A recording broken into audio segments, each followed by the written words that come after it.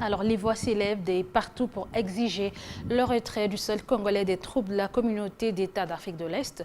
Un processus qui, pour certains, ne serait pas profitable pour notre pays. Alors, en répondant à cette problématique, le vice-premier ministre, ministre des Affaires étrangères, était clair dans ses propos.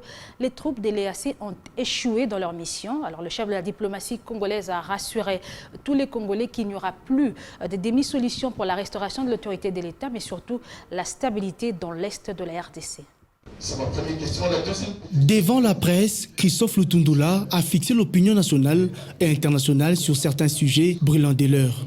D'abord, le M23, en lieu et place du retrait, les terroristes, sous la bénédiction des troupes de la communauté de l'Afrique de l'Est, poursuivent la conquête d'autres localités, toujours au nord Kivu.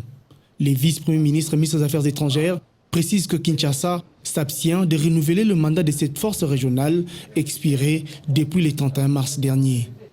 Le chef de la diplomatie congolaise est clair, les troupes de la communauté de l'Afrique de l'Est ont échoué dans l'accomplissement de leur mission dans l'Est de la RDC. Ce qui concerne l'EAC, le constat est amer. Il ne faut pas avoir la langue de bois, hein.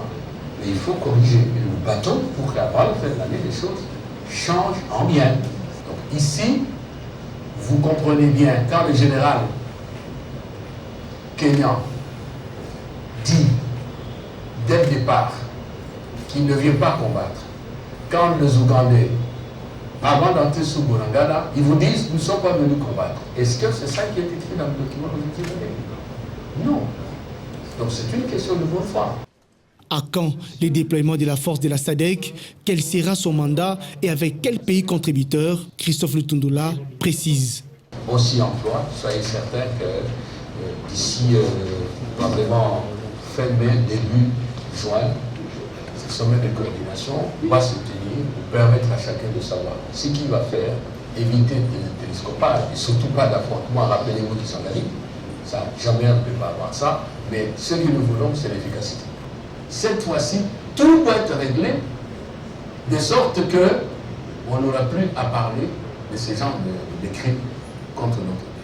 Les vice-premiers ministres, ministres des Affaires étrangères, se veulent rassurants, il n'y aura plus de demi-solution sur la situation sécuritaire dans l'Est du Congo, Kinshasa.